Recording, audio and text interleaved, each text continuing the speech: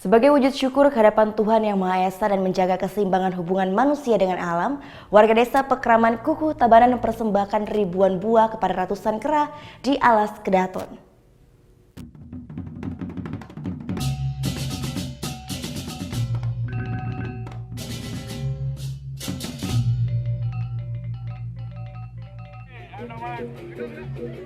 Ada pemandangan yang menarik serangkaian Hari Raya Tumpek Landep tahun ini, khususnya di objek wisata Alas Kedaton, Tabanan.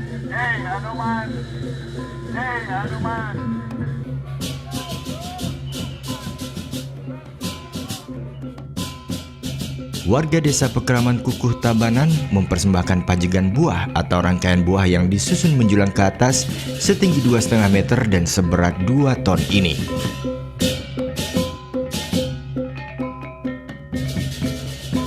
Sebelum dipersembahkan untuk kawanan kera-kera yang ada di Alas Kedaton, warga melakukan persembahyangan di Pura Dalam Kahyangan Kedaton, yang lokasinya ada di kawasan objek wisata Alas Kedaton.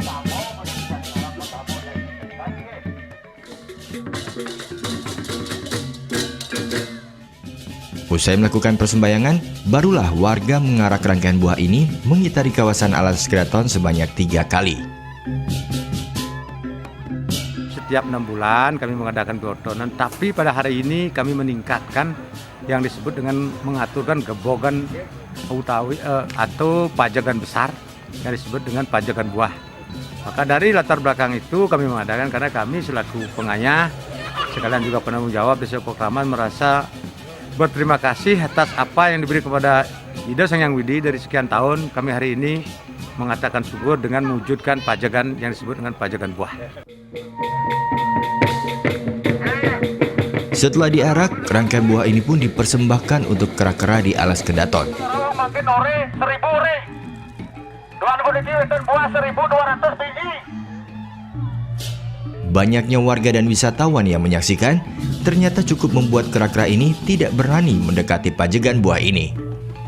Kera-kera ini pun harus dirayu dengan diberikan kacang terlebih dahulu agar mau mendekati persembahan buah yang diberikan oleh warga.